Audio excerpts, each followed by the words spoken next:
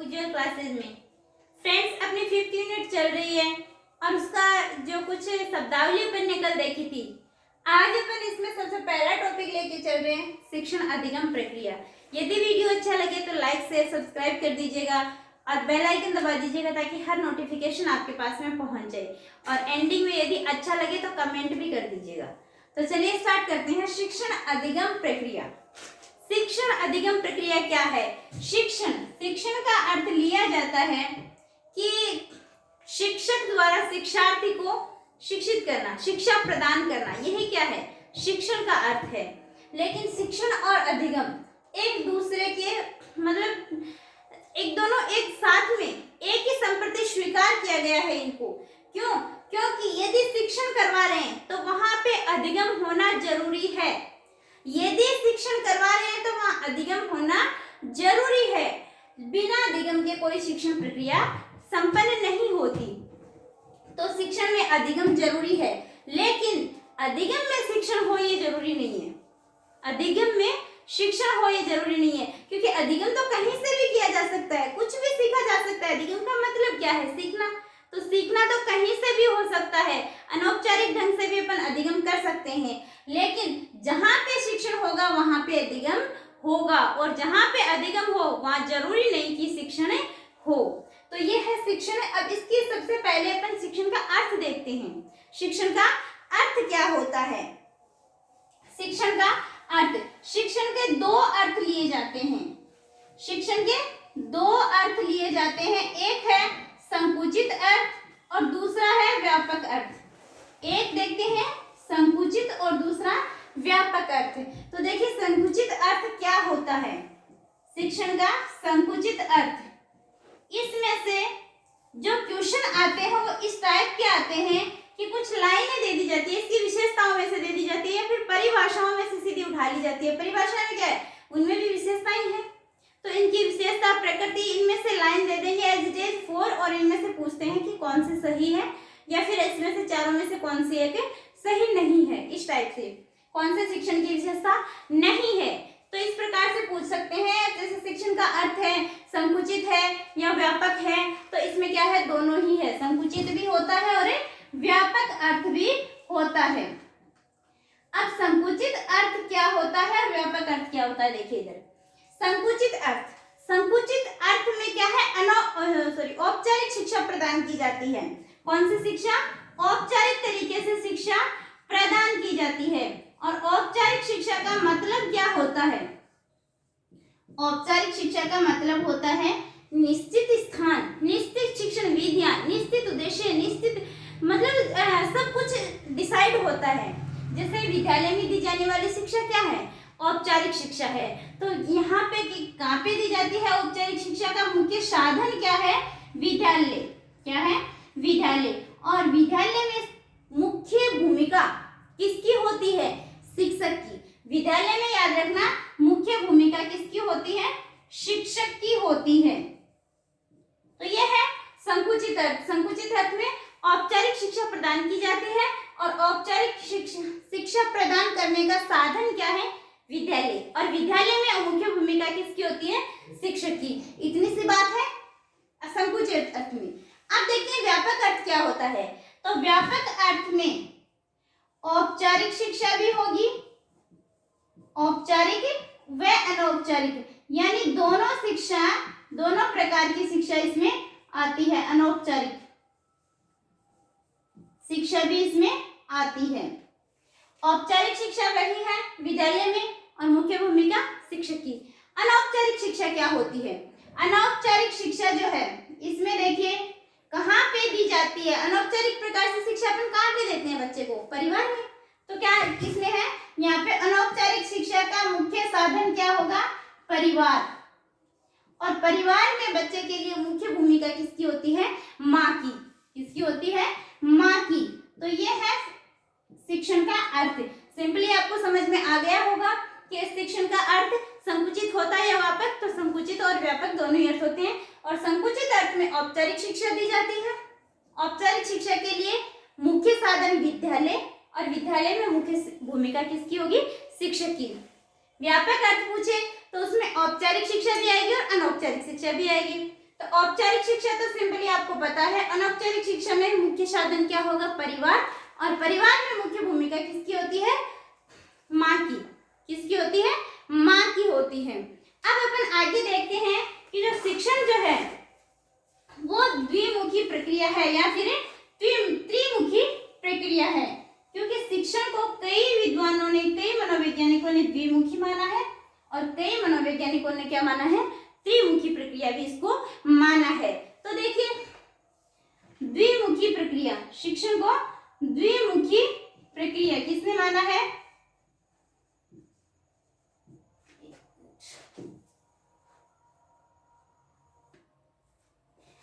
द्विमुखी प्रक्रिया। और द्विमुखी प्रक्रिया कहने वाले थे कौन? एडम्स महोदय। एडम्स ने इसको बताया है द्विमुखी प्रक्रिया। द्विमुखी प्रक्रिया में कौन कौन आएगा? एक तो आएगा शिक्षक। द्विमुखी प्रक्रिया में दो अंग बताए हैं, एक तो शिक्षक और एक शिक्षार्थी। शिक्षक और शिक्षार्थी, ये तो है एडम्स महोदय के अनुसार। लेकिन जॉन डीवी एंड रायबर्न जो है, जॉन डीवी और रायबर्न, इन्होंने क्या कहा है? जॉन डीवी और रायबर्न, इन्होंने शिक्षण को त्रिमुखी प्रक्रिया बताया है। अब यहाँ पे क्वेश्चन उठता है कि शिक्षण को द्विमुखी प्रक्रिया माना है या त्रिमुखी प्रक्रिया माना है, किसके अकॉर्डिंग मानी? तो आपको यदि सिंपली पूछा जाए कि शिक्षण कौन सी प्रक्रिया, शिक्षण प्रक्रिया है द्विमुखी त्रिमुखी, तो कौन से बताओगे? त्रिमुखी। और यदि स्पेशल नाम दे दिया कि एडम्स के अकॉर्डिंग शिक्षण द्विमुखी प्रक्रिया है या त्रिमुखी, तो कौन से बतानी है? द्विमुखी प्रक्रिया है। और यदि इसका जॉन डीवी रायबर्न का नाम है तो भी त्रिमुखी प्रक्रिया। और यदि किसी का नाम ना दे फिर भी पूछे तब कौन से बताओगे? शिक्षण को त्रिमुखी प्रक्रिया बताएंगे। और त्रिमुखी में कौन कौन आएंगे? शिक्षक, शिक्षार्थी, और इन्होंने तीसरा जो बताया है, चल वो कौन सा बताया है? पाठ्यक्रम। क्या बताया? पाठ्यक्रम। अब इसके अकॉर्डिंग इन्होंने कौन सी प्रक्रिया बताई है? त्रिमुखी। ध्यान रखना कौन सी है? त्रिमुखी, यानी टीवी के तीन मुख है। ध्यान रखना, टीवी के तीन मुख, डीवी टीवी एक जैसे, तो टीवी के तीन मुख है और एडी और चोटी दो ही होती है, तो एडी एंड चोटी दो, तो दो कौन सी हो गई? शिक्षक और शिक्षार्थी। तो इस तरीके से आप इसको याद रख सकते हैं। फिर देखिए शिक्षक, शिक्षक की क्या विशेषता है, क्या होता है, कौन होता है शिक्षक? शिक्षक जो है वो ऐसा, मतलब ये क्या करता है कि अंतःक्रिया होती है यहाँ पे किस किस के बीच में? शिक्षक और शिक्षार्थी के बीच में। और किसको लेकर होती है? तो पाठ्यक्रम को लेकर के होती है। यानी शिक्षण जो है वो अंतःक्रिया है। शिक्षण प्रक्रिया कौन सी है? अंतःक्रिया की प्रक्रिया है। शिक्षक, शिक्षक के बारे में फ्रोबेल महोदय ने क्या कहा है? फ्रोबेल ने कहा कि ये जो है वो बालोद्यान का कुशल माली है। फ्रोबेल ने क्या कहा कि बालोद्यान, बालोद्यान किसको बोलते हैं? बगीचे को। तो बगीचे का कुशल माली बताया है फ्रोबेल ने, किसको? शिक्षक को।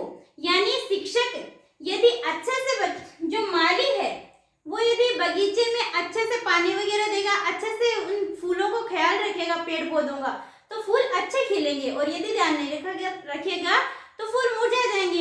इसी प्रकार फ्रोबेल ने क्या कहा कि शिक्षक यदि शिक्षार्थी को अच्छे से उसका मनोरंजन के साथ में शिक्षा प्रदान करेगा, यदि इफेक्टिव टीचिंग करवाएगा, तो क्या होंगे? शिक्षण प्रभावी होगा, बच्चे जो है वो अच्छे से शिक्षित होंगे। लेकिन यदि इसने ध्यान नहीं दिया तो वही स्थिति होगी जो फूलों की हुई है। तो क्या बताया है फ्रोबेल ने? क्या कहा है कि शिक्षक बालोद्यान का कुशल माली है। फिर एक महोदय है रविंद्रनाथ टैगोर, और रविंद्रनाथ टैगोर ने इनको क्या कहा है? रविंद्रनाथ टैगोर, इन्होंने कहा है कि शिक्षक वही है, इफेक्टिव शिक्षक वही है जो हमेशा क्या बने रहे? अध्ययनरत रहे, यानी हमेशा क्या पढ़ता रहे, पढ़ाता रहे। यदि वो अपनी इस प्रक्रिया को, पढ़ने वाली प्रक्रिया को या पढ़ाने वाली प्रक्रिया को बंद कर देगा तो वो कुशल शिक्षक नहीं कहलाएगा। कैसे नहीं कहलाएगा? देखिए, इन्होंने एक बात कही है कि जलता हुआ दीपक ही दूसरे दीपक को प्रज्वलित कर सकता है। यदि कुछ सीखता रहे शिक्षक, तभी वो बच्चों को अच्छा शिक्षक को हमेशा पूरी जिंदगी में स्टूडेंट बन के रहना चाहिए, यानी शिक्षक को भी कुछ सीखते रहना चाहिए, तभी वो बच्चों को इफेक्टिव टीचिंग करवा सकता है, वरना नहीं करवा सकता। तो इसने क्या कहा है कि एक जलता हुआ दीपक ही दूसरे दीपक को प्रज्वलित कर सकता है। तो दोनों की डेफिनेशन याद रखिएगा सिंपली कि फ्रोबेल ने क्या कहा, शिक्षक को बालोजान का कुशल माली बताया है, और रविंद्रनाथ टैगोर ने क्या बताया है कि एक जलता हुआ दीपक ही दूसरे दीपक को प्रज्वलित कर सकता है। यानी शिक्षक को हमेशा अपनी जिंदगी में क्या बन के रहना है, स्टूडेंट बन के रहना है। फिर दूसरा है शिक्षार्थी। शिक्षार्थी जो आज की जनरेशन में शिक्षण का मुख्य केंद्र माना गया है। शिक्षण का मुख्य केंद्र माना गया है किसको? शिक्षार्थी को। शिक्षार्थी जो है इसको अध्येता बोल सकते हैं। ये है एक सन्यासी का जीवन है। शिक्षार्थी का जीवन क्या है कि सन्यासी का जीवन है। देखिए, शिक्षार्थी में ये क्या करते हैं, अभी तपस्या करते हैं। शिक्षार्थी जीवन एक तपस्वी की तरह होता है कि वो जितनी कठिन तपस्या करेगा उसका फल भी उसको इतना ही अच्छा मिलेगा। तो इस टाइम पे जब शिक्षार्थी है यानी स्टूडेंट बने हुए हैं, तो उस टाइम पे अपने को क्या करनी है, तपस्या करनी है। तपस्वी के क्या होते हैं, गृह त्यागता है, तो गृह त्यागी हम भी हैं। इस टाइम पे जो तैयारी करता है वो क्या है, अब तो जैसे ये ऑनलाइन प्लेटफॉर्म हो गया, वरना क्या है कि घर छोड़ के दूर जाते हैं, तो वो क्या है, गृह त्यागी बन गया। अल्पाहार, स्वान निद्रा, ये सारे लक्षण जो है वो शिक्षार्थी में होने चाहिए। तो ये भी क्या है, तपस्वी की जिंदगी व्यतीत करता है, और जितनी अच्छी तपस्या करेगा फल उतना ही अच्छा मिलेगा। तो यानी शिक्षार्थी, शिक्षण का मुख्य केंद्र क्या है आज के टाइम में, शिक्षार्थी। क्या है, शिक्षार्थी। फिर इसके बाद में और शिक्षण की दूरी। शिक्षण की दूरी ये याद रखिएगा कि शिक्षण का केंद्र बिंदु, केंद्र तो कौन है, शिक्षण का केंद्र। शिक्षण का यदि केंद्र पूछा जाए तो कौन है, शिक्षार्थी। लेकिन यदि शिक्षण की दूरी पूछे, शिक्षण की दूरी, तो कौन है, शिक्षक। शिक्षण की दूरी कौन है, शिक्षक होता है। और दोनों के बीच में अंतःक्रिया किसको लेकर होती है, पाठ्यक्रम को। पाठ्यक्रम ऐसी जो है वो एक रेस का मैदान कहा गया है जिस पर शिक्षार्थी जो है वो दौड़ लगाता है। यानी ये पाठ्यक्रम जो है यही जो इन दोनों के बीच में शिक्षा का माध्यम बनता है। इसके बाद में अपन कुछ देखते हैं इसकी विशेषताएं। तो नेक्स्ट देखते हैं शिक्षण की विशेषताएं, यानी क्या क्या हो सकता है। तो इसमें पूछा जा सकता है कि शिक्षण क्या आमने सामने की प्रक्रिया है, यस है। शिक्षण में तार्किकता पाई जाती है। शिक्षण अनौपचारिक है या औपचारिक है, तो दोनों है। यानी अपने को सीधा स्टेटमेंट दिए हुए होंगे, 4 लाइन दी होगी, उसमें या तो सही कौन सी है या फिर गलत कौन सी है, इस टाइप का क्वेश्चन पूछा जाएगा। तो ये जो है वो आपके लिए बहुत इंपॉर्टेंट है। इसमें विशेषताओं में से एक क्वेश्चन पक्का आता है। तो देखिए, सबसे पहले क्या है, शिक्षण एक अंतःक्रिया है। हमने देखा था कि शिक्षण शिक्षक और शिक्षार्थी के बीच में पाठ्यक्रम को लेकर क्या है, एक अंतःक्रिया होती है। दूसरा है, शिक्षण एक उद्देश्यपूर्ण प्रक्रिया है। बिल्कुल, शिक्षण में उद्देश्य होना अति आवश्यक है। अपन बीएड या बीएसटीसी की थी, उस टाइम पे क्या करते थे, लेसन प्लान में सबसे पहले क्या लिखते थे, शिक्षण उद्देश्य, यानी शिक्षण में उद्देश्य होने आवश्यक है। नेक्स्ट है, शिक्षण विकासात्मक प्रक्रिया है। शिक्षण क्या है, विकासात्मक प्रक्रिया है, यानी शिक्षण के द्वारा जो बच्चा है उसका विकास होता है। शिक्षण के द्वारा बालक का विकास होता है, विकास में उसको सहायता मिलती है। फिर है, शिक्षण कला और विज्ञान दोनों है, ये पूछा भी जा चुका है। शिक्षण कला विज्ञान के साथ साथ में कला भी है, यानी शिक्षण जो है, शिक्षक वो शिक्षक जो इफेक्टिव शिक्षक नहीं होगा, जो डिग्री ले ले या फिर अच्छे मार्क्स आते हैं तो वो ज्ञान का भंडार हो जाए उसके पास में, लेकिन वो एफिशिएंट शिक्षक कहला सकता है, लेकिन वो इफेक्टिव शिक्षक नहीं बन सकता। तो शिक्षण करवाना भी क्या है कि कला है। विज्ञान के साथ में क्या है, कला है। फिर है शिक्षण आमने सामने वाली प्रक्रिया है, बिल्कुल है। शिक्षण आमने सामने, शिक्षक और शिक्षार्थी दोनों क्या होते हैं, आमने सामने होते हैं, और उन दोनों के बीच में क्या होती है, अंतःक्रिया होती है। तो शिक्षण आमने सामने वाली प्रक्रिया है। शिक्षण एक उपचार विधि है, यानी निदान के बाद में शिक्षण के द्वारा उसका उपचार किया जाता है। निदान यानी कारणों का पता लगाना समस्या की, और समस्या को दूर किसके द्वारा किया जाता है, शिक्षण के द्वारा। तो शिक्षण में क्या है कि उपचार विधि है। शिक्षण निर्देशन की प्रक्रिया है, बिल्कुल। शिक्षण में शिक्षक जो है वो निर्देश देता है शिक्षार्थी को, और शिक्षार्थी उसकी पालना करते हुए शिक्षण करता है। फिर शिक्षण एक अनौपचारिक और औपचारिक प्रक्रिया है, बिल्कुल है। अपन ने देखा था कि शिक्षण जो है वो औपचारिक भी है और अनौपचारिक भी है। विद्यालय में भी हो सकता है शिक्षण, और विद्यालय के बाहर भी हो सकता है। फिर शिक्षण एक कौशल पूर्ण प्रक्रिया है, यानी शिक्षण में कौशल भी सम्मिलित है। कुल जो एक्टिविटी होती है, अनौपचारिक शिक्षाएं होती है, इसमें कौशल जो है वो भी शिक्षण में ही समाहित है। फिर शिक्षण का कार्य ज्ञान में विकास करना है। शिक्षण का कार्य, शिक्षण से क्या होता है, विद्यार्थी के ज्ञान में वृद्धि होती है। ज्ञान तो देता ही है, वही तो है, मेन तो यही है, लेकिन शिक्षण का मुख्य उद्देश्य ये नहीं है ज्ञान में विकास करना। शिक्षण का यदि मुख्य उद्देश्य पूछे तो शिक्षण का मुख्य उद्देश्य है अधिगम करना, अधिगम में परिवर्तन करना, बालक के व्यवहार में परिवर्तन। तो मेन क्या है, अधिगम करना ही क्या है, शिक्षण का मुख्य उद्देश्य होता है। फिर है शिक्षण वातावरण में समायोजन होने की योग्यता उत्पन्न करता है। देखिए, शिक्षण यदि ज्ञान होगा तो वो क्या कर लेगा, किसी भी एनवायरनमेंट में समायोजन स्थापित कर लेगा। तो समायोजन होने की योग्यता उत्पन्न करता है कौन, शिक्षण। फिर है शिक्षण पथ प्रदर्शन है। शिक्षण से क्या होता है, पथ प्रदर्शन होता है। शिक्षण एक तार्किक क्रिया है, यानी तर्क वितर्क करने की क्षमता उत्पन्न होती है शिक्षण से। किसमें, शिक्षार्थी में। तो शिक्षण क्या है कि तार्किक प्रक्रिया है। एक बार फिर से देखिए सिंपली, शिक्षण एक अंतःक्रिया है, शिक्षण एक सौदेश्यपूर्ण प्रक्रिया है, और ये परिभाषा दी है बीओ स्मिथ ने। फिर है शिक्षण एक विकासात्मक प्रक्रिया है। शिक्षण कला और विज्ञान दोनों है। शिक्षण आमने सामने वाली प्रक्रिया है। शिक्षण एक उपचारात्मक विधि है जो निदान के बाद में होती है। शिक्षण निर्देशन की प्रक्रिया है। शिक्षण एक औपचारिक और अनौपचारिक दोनों है। शिक्षण एक कौशलपूर्ण प्रक्रिया है।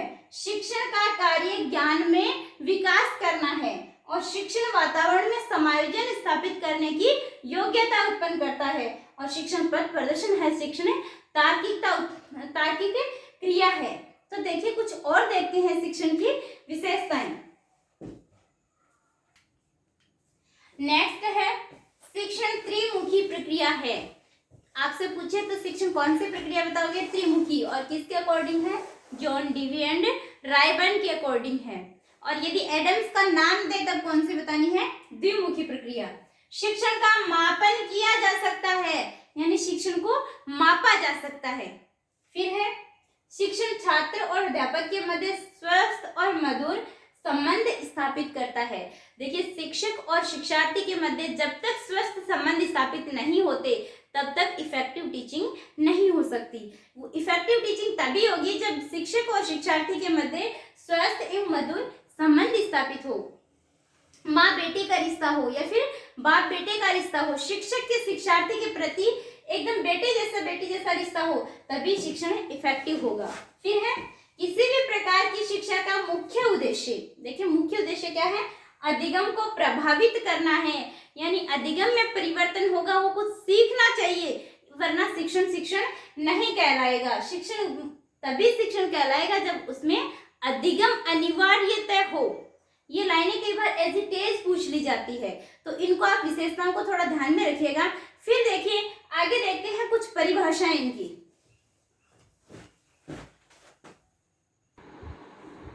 फिर नेक्स्ट देखिए परिभाषाएं देखते हैं। परिभाषाएं इसमें से कभी भी आपको ऐसे नहीं पूछा जाएगा कि ये परिभाषाएं किसकी है। परिभाषाएं आपको इसलिए ध्यान में रखनी है, याद नहीं रखनी, इनको समझना है सिर्फ कि इसमें क्या है। जैसे बीओ स्मिथ ने क्या कहा है, ये क्या विशेषताओं में ही आ जाती है। ये एज इट इज लाइन देते हैं कि ये सही है या गलत है, जबकि इसमें कभी ऐसे नहीं पूछा जाएगा कि परिभाषा किसकी है। तो आपको नाम ये से याद नहीं रखना है, सिंपली ध्यान रखिएगा कि शिक्षण, जैसे बीओ स्मिथ ने क्या कहा, शिक्षण क्रियाओं की एक विधि है। शिक्षण क्या है? क्रियाओं की एक विधि है जो सीखने की उत्सुकता जागृत करती है। सीखने की उत्सुकता जागृत करती है। तो सीखने में उत्सुकता होती है, यस ऑफ कोर्स होती है। फिर देखिए बीओ स्मिथ ने एक और परिभाषा दी है, शिक्षण उद्देश्यपूर्ण क्रिया है, जो कि अपन ने विशेषताओं में भी पढ़ा है कि शिक्षण उद्देश्यपूर्ण क्रिया है। फिर हैंडबुक ऑफ रिसर्च टीचिंग, इसके अकॉर्डिंग एक परिभाषा आई है कि शिक्षण एक प्रकार का अंतर्वैयक्तिक प्रभाव है। अंतर्वैयक्तिक यानी दूसरे के व्यवहार को समझना, दूसरे को जानना, जो दूसरे व्यक्ति के व्यवहार को परिवर्तित करने के उद्देश्य से किया जाता है। दूसरे व्यक्ति के यानी शिक्षार्थी के व्यवहार को परिवर्तित करने के लिए उद्देश्य से किया जाता है। शिक्षार्थी के व्यवहार में परिवर्तन करने के लिए क्या किया जाता है? शिक्षण करवाया जाता है। तो शिक्षण कौन सी है? अंतर्वैयक्तिक क्रिया है। बार्ट ने क्या कहा? शिक्षण अधिगम हेतु प्रेरणा है, पथ प्रदर्शन है और प्रोत्साहन है। तो ये ऐसे पूछ लिया जाता है, शिक्षण प्रेरणा है, शिक्षण पथ प्रदर्शन है, शिक्षण प्रोत्साहन है, और एक अन्य कोई लाइन दे देंगे और कौन सा सही नहीं है। तो शिक्षण क्या है? प्रेरणा भी है, पथ प्रदर्शन भी है, हमें प्रेरित भी करती है, हमें पथ प्रदर्शन यानी पथ रास्ता भी दिखाती है और हमें प्रोत्साहन भी करता है। कौन? शिक्षण। फिर है थाइन। थाइन ने कहा कि अधिगम में वृद्धि करना ही शिक्षण है। शिक्षण है इसका मतलब अधिगम तो है और अधिगम में वृद्धि होगी, यानी शिक्षण है तो अधिगम है। ये तो पूरा का पूरा मतलब एक कॉमन बात है कि शिक्षण है तो अधिगम है। तो थाइन ने क्या कहा कि अधिगम में वृद्धि करना ही क्या है? शिक्षण है। चलिए कुछ और परिभाषाएं देखते हैं। नेक्स्ट डेफिनेशन दी हुई है, हफ एंड डंकन ने दी है। हफ एंड डंकन ने क्या बताया? शिक्षण को 4 चरणों वाली प्रक्रिया बताया है। और 4 चरण इन्होंने कौन कौन से बताए हैं? पहली है योजना, दूसरा निर्देशन, मापन और मूल्यांकन। यानी सबसे पहले शिक्षण में क्या बनाई जाती है? योजना बनाई जाती है। पाठ योजना जैसे बनाते थे। फिर उसमें क्या है? निर्देशन, यानी उसमें जैसे वो करते हैं, अग्रसरण करते हैं, नियोजन करते हैं, उस टाइम पे क्या है कि निर्देश दिए जाते हैं, यानी शिक्षक पढ़ाता है उसी को यहाँ पे क्या कहा गया है? निर्देश कहा गया है। फिर उसका मापन किया जाता है और मापन करने के बाद में उसका क्या करते हैं? मूल्यांकन करते हैं। मापन तो सिर्फ संख्या यानी अंक प्रदान किया जाता है, उसके बाद में उसका क्या किया जाता है? मूल्यांकन किया जाता है। और ये बात किसने कही है? हफ और डंकन ने कही है। तो हफ और डंकन ने 4 चरणों वाली प्रक्रिया बताई और 4 चरण कौन कौन से हैं वो ध्यान में रखना है, योजना, निर्देशन, मापन और मूल्यांकन। तो इसको याद रखने के लिए सिंपली आप कोई ट्रिक यूज कर सकते हो, जैसे कि डंकन ने एक हाफ योजना बनाई, डंकन ने हाफ योजना बनाई कि निर्देश देने शुरू किए, तो उसने क्या किया? मापन किया, लेकिन मापन से क्या हुआ? संभव नहीं हो पाया, तो मूल्यांकन भी करना पड़ा। तो इस प्रकार से आप इसको रिलेट करके याद रख सकते हो। फिर क्या है? आई.के. डेविस ने क्या कहा है? शिक्षण को 4 अवस्थाएं बताई है। शिक्षण की 4 अवस्थाएं कौन कौन सी है? सबसे पहले योजनाएं, नियोजन कह दो या योजना बनाना कह दो, एक ही बात है। जैसे कि बीएड में बनाते थे, बीएड 20 में योजना बनाते थे, पाठ योजना वही है।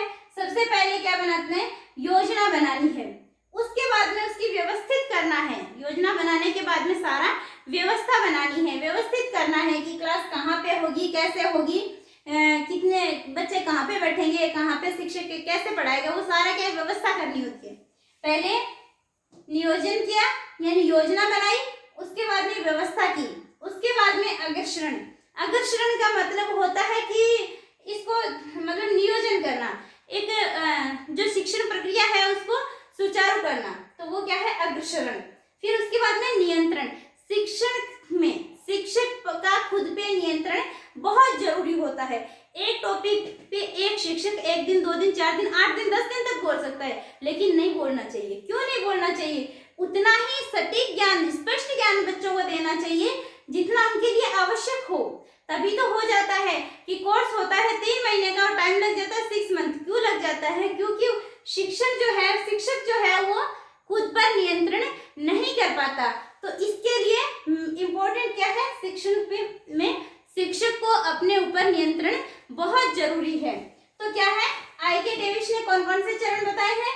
नियोजन, व्यवस्था, अग्रसरण और फिर नियंत्रण। तो ये चारों आपको ध्यान में रखने हैं। फिर आगे देखिए इसकी कुछ शिक्षण अधिगम प्रक्रिया को प्रभावित करने वाले कारक कौन कौन से हैं। तो देखिए शिक्षण अधिगम प्रक्रिया को कौन कौन से कारक प्रभावित करते हैं वो देखते हैं। सबसे पहला है शिक्षण उद्देश्य। शिक्षण उद्देश्य मेन जड़ क्या है, मेन नींव की ईंट क्या है इसकी? शिक्षण उद्देश्य ही तो है। शिक्षण उद्देश्य कैसे प्रभावित करते हैं? देखिए शिक्षण उद्देश्यों का निर्धारण अपन सबसे पहले करते हैं और शिक्षण का उद्देश्य का निर्धारण शिक्षक क्लास में आने के बाद में करता है या पहले करता है? तो पहले करना चाहिए। शिक्षण के उद्देश्य निर्धारित करने के बाद में ही कक्षा में प्रवेश करना चाहिए। क्यों? क्योंकि यदि शिक्षक शिक्षण उद्देश्यों का निर्धारण किए बिना कक्षा में प्रवेश करता है तो वो बिल्कुल उसी तरह होता है जैसे एक नाव में बैठ गया नाविक और उसको पता नहीं, किनारा पता नहीं कि कहाँ जाना है। वो कैसे जाएगा? वो इधर जाएगा कि इस डायरेक्शन में उस किनारे पे चलते हैं, आधी दूर जाके नहीं इधर चलते हैं, वो उधर आधी दूर जाके नहीं इधर चलते हैं, तो वो किसी किनारे पे नहीं पहुंच पाएगा। और यदि वो बैठने से पहले तय करता है कि मुझे उस किनारे पे जाना है तो उसी डायरेक्शन में नाव चलाता और पहुंच जाता। उसी प्रकार ये शिक्षण उद्देश्य जो है वो पहले निर्धारित करके आएगा कि क्या पढ़ना है। जैसे मनोविज्ञान ही पढ़ना है तो वो पहले आएगा, कक्षा में आने के बाद में सोचेगा क्या पढ़े, तो वो सोचेगा अधिगम टॉपिक शुरू करते हैं, फिर कहेगा नहीं बुद्धि वाला पढ़ते हैं, फिर कहेगा नहीं अभिप्रेरणा पढ़ लेते हैं पहले। तो ये क्या बात हुई? कभी कुछ कभी कुछ। तो उसे पहले डिसाइड करना चाहिए कि शिक्षण क्लास में जाने के बाद में क्या पढ़ाना है, कितना पढ़ाना है, कैसे पढ़ाना है। तो शिक्षण उद्देश्य जो है वो सबसे पहले निर्धारित किए जाते हैं और ये क्या है? शिक्षण प्रक्रिया जो है इसकी नींव मानी जाती है। दूसरा है कक्ष में संवेगात्मक स्थिति। यदि शिक्षक और शिक्षार्थी के मध्य भावात्मक संबंध होंगे तो शिक्षण प्रक्रिया जो है वो बहुत इफेक्टिव होगी। संवेगात्मक संबंध कैसे स्थापित होंगे? याद कीजिए कि 10th तक अपन पढ़े होंगे किसी भी टीचर से, वो टीचर आज भी हमारे यदि आ गया है तो हमें अच्छा लगता है क्योंकि उसके बाद साथ में अपनी संवेगात्मक स्थिति जुड़ी हुई थी। वो हमारा अच्छे से ख्याल रखते थे, हमें अच्छा टीचर मतलब उसके भाव जुड़े हुए थे, हमारे आदर्श थे वो। उसके बाद में कॉलेज वाले टीचर एक बार देख के हाँ ऐसे रहेगा हाँ ये टीचर थे हमारे, लेकिन उनके साथ में संवेगात्मक स्थिति हमारी अच्छी नहीं रही होगी। तो संवेगात्मक स्थिति जो है वो अच्छी रहनी जरूरी होती है। यदि टीचर जो है वो बच्चों को देखेगा तो बच्चे टीचर यदि अच्छा सा पढ़ाएगा तो बच्चे अपने आप ही एनर्जेटिक हो जाएंगे, और यदि बच्चे जो है मुस्कुराएंगे अच्छे से पढ़ेंगे तो टीचर उनको देख के एनर्जेटिक हो जाएगा। तो इसमें क्या है कि संवेगात्मक स्थिति बनी रहनी जरूरी है, मधुर संबंध होने जरूरी है शिक्षक और शिक्षार्थी के मध्य। तो कक्ष में स्थिति कैसी होनी चाहिए? संवेगात्मक स्थिति जो है ये प्रभावित करेगी। फिर है कक्ष का मनोवैज्ञानिक वातावरण। मनोवैज्ञानिक वातावरण कैसे? जैसे शिक्षण यदि करवा रहा है शिक्षक तो उसमें शिक्षण विधियां कौन सी यूज कर रहा है, कौन से उसमें जो बीच बीच में करके सीखना लर्निंग बाय डूइंग से करवा रहा है या नहीं। जो बच्चे हैं उनके ऊपर जैसे कोई दंड तो नहीं दे रहा, वो कितने प्यार से उनसे बात करता है, पिछड़े बालक है उनको कैसे संभालता है। तो ये सारी जो मनोवैज्ञानिक वातावरण है ये किसको प्रभावित करेगा? शिक्षण अधिगम प्रक्रिया को प्रभावित करेगा। फिर है भौतिक संसाधन और शिक्षण सामग्री। ऑफ कोर्स प्रभावित करता है। कैसे प्रभावित करता है? कि विद्यालय में लाइब्रेरी की सुविधा है या नहीं है, बैठने की उत्तम व्यवस्था है या नहीं है, लाइट फैन वगैरह है या नहीं है। तो ये सारी चीजें जो है वो शिक्षण को प्रभावित करेगी। और शिक्षण सामग्री, यदि किसी बच्चे के समझ में प्रतिभाशाली बच्चा है तो वो समझ जाएगा व्याख्यान विधि से, लेकिन कोई बच्चे हैं जो नहीं समझ पा रहा है व्याख्यान विधि से, यदि नहीं समझ पा रहा है तो उसके लिए शिक्षण सामग्री होनी जरूरी है। तो उसके लिए शिक्षण सामग्री और भौतिक संसाधन दोनों प्रभावित करेंगे। फिर है शिक्षक का व्यक्तित्व और कुशलता। शिक्षक का व्यक्तित्व अच्छा होना चाहिए। कुशल शिक्षक वह है जो चरित्रवान हो। कुशल शिक्षक वह है जो बच्चे को अच्छे से समझ सके, उसे अच्छी मतलब उसके बीच बीच में जैसे पढ़ा रहा है तो क्या है, बच्चा बोर हो रहा है या फिर उसके बहुत ज्यादा उसको ठीक है अच्छा ज्ञान है उस विषय का, तो वो क्या करता है, वो सोचता है कि मैं इस विषय का महारथी हूँ, और वो बच्चे को इस तरीके से पढ़ाता है कि बच्चे को एकदम बोझिल लगता है, तो वो जो है कुशल शिक्षक नहीं है। हालांकि उसे अच्छा ज्ञान है लेकिन वो कुशल शिक्षक नहीं है। क्यों नहीं है? क्योंकि वो बच्चे जो है वो शिक्षा को बोझ समझ रहा है, वो एक मनोरंजनात्मक तरीके से नहीं पढ़ रहा है। यदि बच्चा जो पढ़ रहा है पढ़ते पढ़ते बोर हो रहा है तो उसको क्या कर दो, कुछ एक्टिविटी करवा दो बीच में, कोई खेल खिलवा दो बीच में, या कोई ऐसी बातें बता दो जिससे वो क्या है कि थोड़ा उत्साह जागृत हो जाए उसमें। तो कुशल शिक्षक जो है वो बच्चों का, फ्रोबेल ने कहा था ना कि शिक्षक जो है वो बालोद्यान का कुशल माली होता है, यानी उनका मालिक होता है। उनका फूल जो है वो कैसा खिलना है या मुरझाना है वो किस पे डिपेंड है, शिक्षक पे डिपेंड है। फिर है विद्यालय प्रभावशीलता। विद्यालय प्रभावशाली होना चाहिए कैसे? विद्यालय प्रभावशाली विद्यालय वह है जिसमें शिक्षक को शिक्षण विधियों का ज्ञान हो, शिक्षण उद्देश्यों का ज्ञान हो, शिक्षण जो अभिरुचियां हैं उनका ज्ञान हो। शिक्षण जो प्रभावशाली विद्यालय वो है जिसमें शिक्षक और जो पेरेंट्स है उनके बीच में मधुर संबंध हो, यानी उसमें प्रभावशाली विद्यालय, इसका मतलब क्या है कि छात्र जो है वो एकदम अच्छा ऐसे फील ना करे कि मैं कहीं अलग से वातावरण में तो नहीं आ गया, उसे एकदम घर के जैसा फीलिंग हो, यानी उसे एकदम अपना लगे, तो वही क्या है, प्रभावशाली विद्यालय है।